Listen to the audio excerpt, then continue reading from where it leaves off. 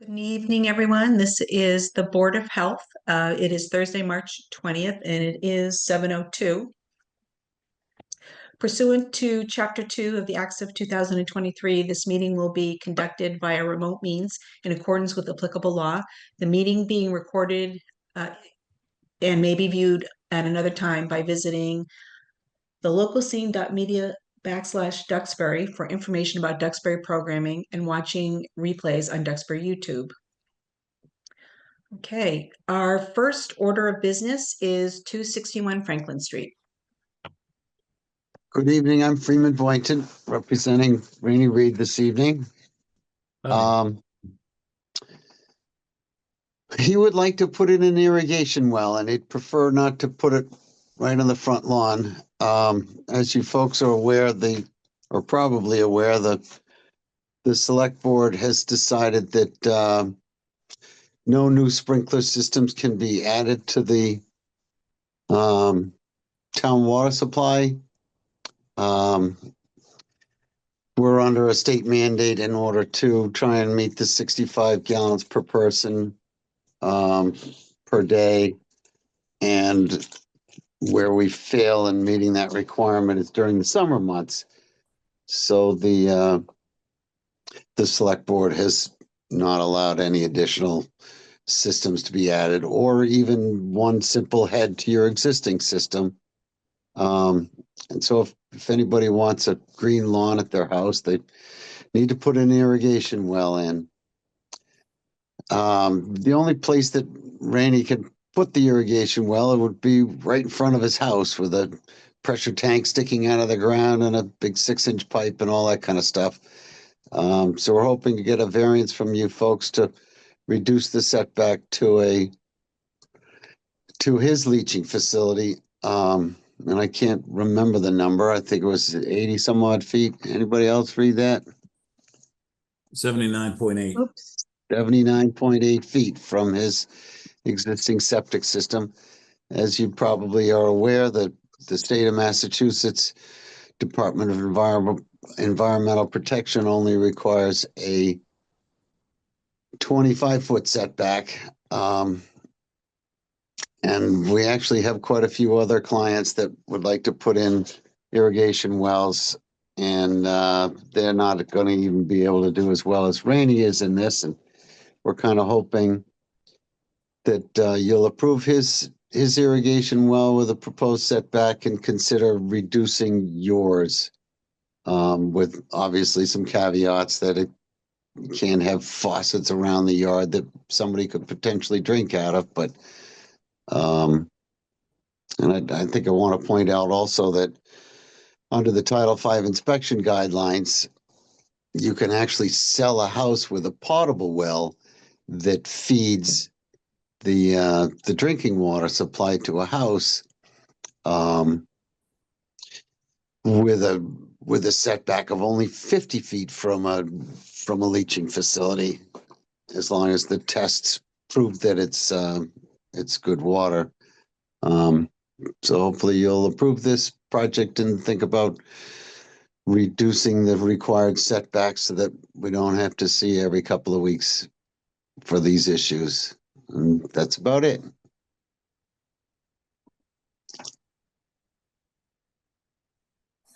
So you anticipate a number of these coming through in the near future that are going to be a lot less than 79.8 feet distance. Yeah. Yep, I can think of several offhand, one on Ocean Ave and another one on King Caesar Road, that we're just not going to be able to meet the setbacks. And what's the depth of this irrigation well? Maybe, do you have a sense? That's to be determined, but when my neighbor dug his was at 19 feet where they Thank found you. it. Thank you. Yeah. Well, relatively shallow, but okay. Yeah. Greater depth. Okay. I think in terms of water quality and depth of well and all that kind of stuff, probably the most important thing is that Rainey's existing system is a pump system. It pumps to an elevation well above the groundwater. I think it meets Duxbury regulations. And I think that's the most important thing, is that you have a good thick layer of dry material beneath the system in which to treat the effluent and potentially protect the groundwater as well as wells. Yep. Agreed with that. And that really is the best location. It looks like your options are to move it to the north a bit, potentially, but you have the water line running through there, and then I guess you don't want that in the front yard. I would prefer not to. Okay. Freeman, It's also, if I may, it's also close to where the not the septic, the irrigation system comes to a head and enters into the house. So it's a perfect location for that. It ties in beautifully. Okay. So Freeman, the answer is there's no other place to put it that would make it more conforming, right? Is that the answer to that question? No, there are, but it just would be extremely awkward to put it in the front yard. Okay. Nobody wants all those mechanical components between the street and your house. Okay, fair enough. Thank you. Freeman, could you remind me, is there anything difference in terms of irrigation well in zone 2? No, there aren't any, not that I know of.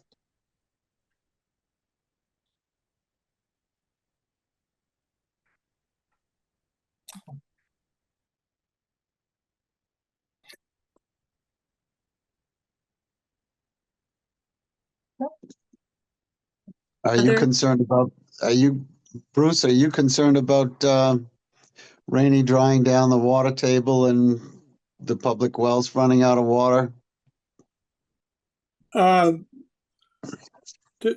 tell you the truth, I'm concerned that, we're getting around the 65 gallon per day state guidelines by encouraging these wells.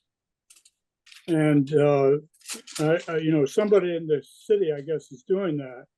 I know that some of the nearby towns have done this in order to pass, like Pembroke, in order to pass the regulation.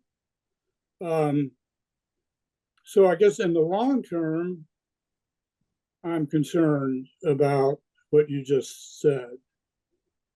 But I sort of also follow Title V's recommendations when it comes to push or shove. And if you feel that strongly about this and that strongly about putting this in the front yard, I'll go along with it. But I really have doubts about this gamesmanship that Duxbury may start doing.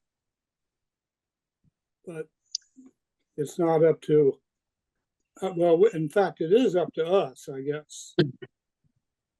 You and us. But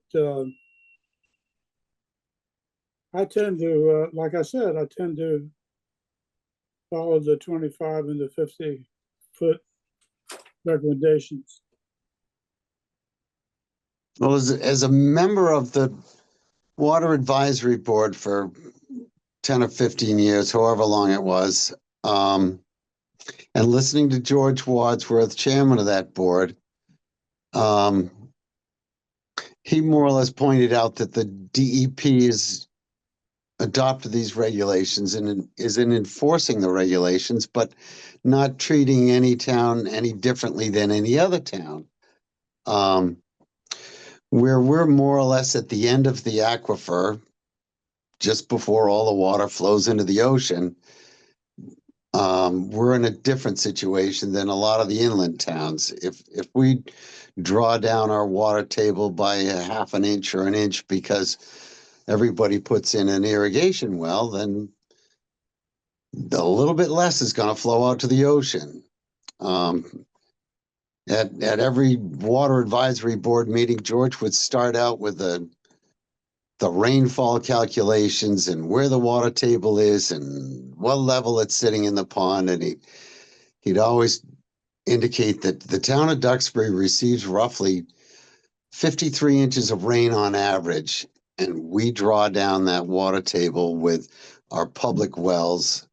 The quantity of water that we draw out of them doesn't amount to 3 inches of rain. So we sit in a pretty good position, and I don't think that we're going to affect anybody in town or out of town if everybody puts in an irrigation well. I don't think it's going to be any different than just keeping everybody on town water. The drawdowns will be the same. I don't think people are going to put in wells that don't currently water their lawn. They just want to help out with the. Can I break in for a minute? Yep. When you say the water flows into the ocean, right now we have a committee that's studying nitrogen sensitive areas and the bay. Now this water, does it go into the bay? Yes, the groundwater flows into the bay. Yes. Correct. Yes. And we have some real problems in terms of, well, I think based on the article that I've read, in the Clipper and the money that's being provided to study the bay a little bit more, and the situation with the eelgrass, and maybe I believe that we do have a problem, a nitrogen sensitive area problem. So any water that, you know, is going near a septic system or a cesspool or whatever, and goes down into our aquifer, and then the aquifer goes on into the bay, could be a problem. And we know what's happened with Title V and Cape Cod. And I believe that eventually all these regulations are going to take place in Duxbury. Now, all of this has nothing to do with what we're talking about today. So I really don't want to beat a dead horse about this once again. But sooner or later, it's going to catch up with us. So I agree. And I think if I can visualize the people that love these lawns and everything, putting fertilizer on them and pesticides, and then, you know, that goes into our groundwater, and then our groundwater goes into the bay, and all we're doing is encouraging that by allowing this. But there's no regulations that says we could stop this, other than I mean, I could vote against it, and they force you to move 100 feet, but that's it. You know, that's not really what I want to do. What I want to do is get people aware of this town and the nitrogen sensitive areas, and the fact that many of these areas border the bay, all along Washington Street and Standish, Powder Point, and the Back River, and all those houses all have septic systems, and they all have, many of them have irrigation wells. And people, you know, people really like putting those pesticides and fertilizers on their lawns, and then that's why they're putting these wells in. So anyway, I've had my say, and I've said this over and over again, that this Board of Health has heard me say this over and over again. One of the selectmen has heard me say this. and I'll probably keep saying it as long as I'm able to. I don't think it's a bad thing that you're doing that, Bruce. But I will point out that the regulations have been moving into better treatment and less nitrogen. When Title V was amended back in 95, the emphasis was on treatment of the effluent and not just disposal of it. And so the newer systems do a much better job with that. And nowadays, we're also enforcing the Zone 2 requirements so that you can't have a 10-bedroom house on a half-acre lot in a Zone 2 anymore that you used to be able to do. And probably eventually, as you say, the regulations will catch up with us, and more people for different reasons will have to put in denitrification into their septic system. I just read in the clipper the other day that one of the local residents donated money to study the nitrogen in the bay. So I think it's good, and it's not a bad thing that you're pointing it out. But it'll happen.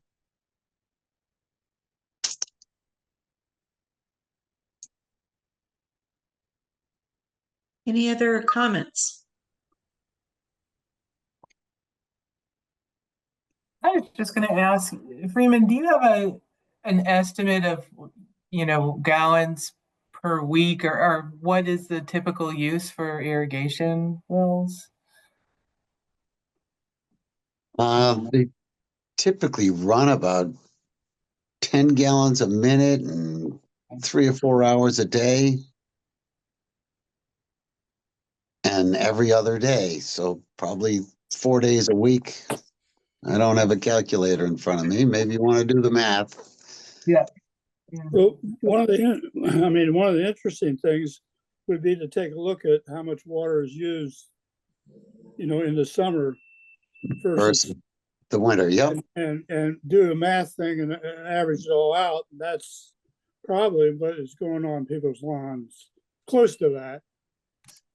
I think it typically runs pretty close to 65 gallons per person per day in the wintertime. And I think Duxbury's still up around 80 gallons per day in the summertime. So that's probably the difference there. Other than people wash their car more in the summertime and fill their swimming pools and that stuff. But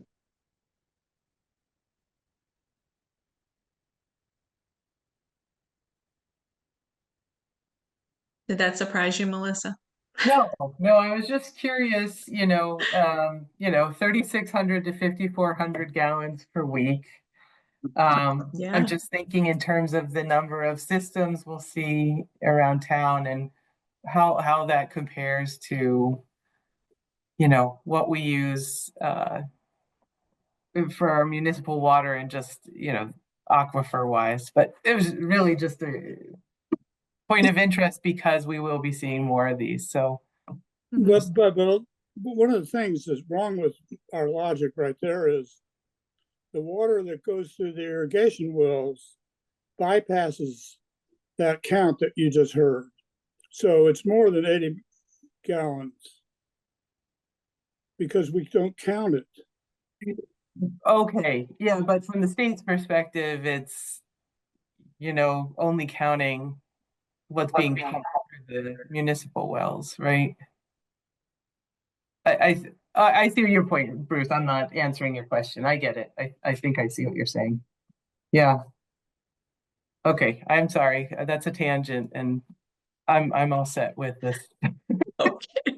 That was good. Well, that's good. Those are good questions. How much is it, and is it too much? Those are all excellent questions. So thank you for raising them, and thank you, Bruce, as well. Are we ready to vote? Yeah. Okay. Great. I vote to grant a variance to Duxbury Private Well Regulations, Section 2.063, allowing that proposed irrigation well to be 79.8 feet from the existing soil absorption system versus the required 100 feet. Do I have a second? I'll second. All those in favor signify by saying aye. Aye. Aye. Okay. Please note that the vote was unanimous. comments and findings. The proposed well meets all other setback requirements. The property is located in a zone 2, and the Title 5 setback for an irrigation well is 25 feet from a soil absorption system. I think you want to also point out that as part of the approval, that it should be only connected to his sprinkler system and no faucets should be Okay, included. fair No enough. potential for cross connection. Yeah. Okay, great. Yeah, Well, we'll that add also- that to Lauren or Tracy. Okay, to add that to our final notes. Okay. All right. Great, thank you very much. Thank you. I've got a quick question though. Thank you very, very much, by the way. I appreciate it. So now that it's approved, I just need to know what the next steps are because I'm not familiar, not having been here before to do this. I've got a application for the well permit, which of course requires the variance that you just issued.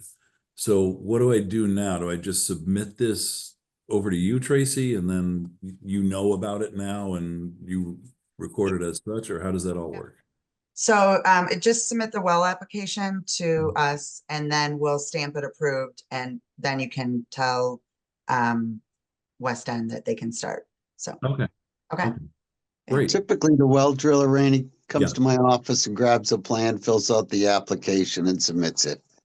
Oh, okay, because I've already got one filled out. In Okay, anticipation of this. happening. however you like. Okay, great. Wonderful. Well, Okay. thank you both very much. I really appreciate it. And Freeman, don't forget to send me the bill now. I will. He won't. I'm sure that email is already on its way. Okay, thank you. Thank you all for your help. I you. appreciate Thank it. you. Yep, bye now. Take care. All right, our second order of business is continued discussion with the Duxbury Safe Water Committee regarding concerns to the town's public water supply. I emailed Becky and she said they have no updates. So she said she won't be on the meeting tonight. So Okay, right. Good. And I guess our third update or last update are health agent updates. hello, sorry I was a little bit late. So I have the stats from Kathy Carney. And so she just wanted to let you know that since February 26th until today, for COVID, there has been a total of 5. 1 for under 18 and 4 were over 18. There were 2 hepatitis B, 1 hepatitis C, 19 influenza A, and 1 influenza B. And Lyme, there was 2 cases of that. She didn't give me what the flu was last year compared to this year, but I can ask her that one. And then I did send everybody an email in regards to Bruce's question about an email we received from a resident regarding the Guillain-Barre's disease and the reporting of that. So just to, in case you didn't see it, that's a unless you report it to the VSARs after you get a vaccine and you have some sort of contraindication, it's a self-reporting thing. So we don't know about that unless somebody was to call us to say that. And she checked with DPH as well as Devin, who was on our last meeting, the epidemiologist, did some research as well. So thank you for that question. And if anything like that, we can probably have either one or both of them do a little bit extra research on things like that. So that's kind of helpful. Yeah, well, thank you very much for following up the way you all did. Yeah. Quite a bit of work there. Yeah. I had done, before I asked the question, I have some time on my hand every now and then. So I Googled a lot of this. So the question didn't just come out of the blue. Oh yeah. Oh no, that's fine. And that's what they're there for, Thanks a right? lot. I Yeah. appreciate that. Yep. Anytime. I just have a question, sorry. I have a question about the question. Yeah. So was the question, can we get town by town prevalence of vaccination reactions, or was it specifically around Guillain-Barré? It was specifically on that, based off of what the resident's email had said, that she had heard that people in town were presenting with that and we didn't know anything about it. And that's kind of how it started. with Kathy trying to figure out how that's even reported. Yeah. So, Yeah, I mean, the general incidence of that is pretty low. So I didn't have time to do like a lengthy research, but this one sort of meta-analysis where they look at about 70 studies, the incidence of that happening, this is from 2023, so it's a little dated, but that's when the bulk of the vaccines were given. But the incidence of it, according to this study, averaged about 8.1 per billion vaccines. So out of every million vaccinations, 8 people, would get the Guillain-Barré. So either if they reported it town by town, it would be pretty small. minimal. Yeah. Yeah, but just to put it in kind of in context. Great. Thank you. And okay, so then a couple other things. Lauren and I have been going to a lot of trainings this past month to keep up on our CEUs for the licenses we have. And two of them actually that we've been on are regarding the ADUs that are coming about, that we're getting a lot of questions about those. So just to make you aware of that, that's if somebody wants to put another dwelling on their property, it has to either be you can take the square footage of your existing property and take half of that and or 900 square feet, whatever is the smaller of the two is the largest that size can be for that property. But one of the things we've learned is that in dealing with the septics with that. So whether they're connecting to an existing septic there, if that's possible, or if they're going to be putting in their own septic. So it's been kind of interesting, and they're still in the process of sending out information through DEP regarding, I don't know if you want to call them guidelines or what their policy is going to be on that. And once we get that, we'll put that on our website so that will be a little more helpful for people when they're trying to figure out if they want to do these. So, and then we've just sent out we sent out 40 boxes of our street files to be uploaded and digitalized. I can't say that. So that they will then, we have the rest of them have already been done. So it's really nice. So when somebody needs a file, we have all of that already scanned in and we can just send that off to people. So that should be done. I don't know how long it will take them to do that, but so then we'll have all the files done, and then we're able to do that as things get updated and changed. So that's a really good thing. Also, I've been in contact with the Plymouth health director regarding what they're doing about the geese on the fields. And and Lauren can maybe correct me if I'm wrong, but they're having meetings and figuring out like policies and things that they want to do with that. And she's going to share that with us because I haven't really been able to find anything conclusive on what to do for that. So we'll work with them on that to come out for our town too. And also just to let you all know, after our last meeting, I believe I let everybody know, but the certified letters did go out to the property owners at 160 Marshall Street. So just so you're aware that, and they have been received because we received the receipt back from that. So just to keep you updated on that. And I think that's all that I have, unless Lauren can think of anything else. Yeah. Yeah, that's it. Tracy, about those ADUs is that it? ADUs, Yep. right? Okay. Do you think there will be guidance from DEP before we get, okay. No.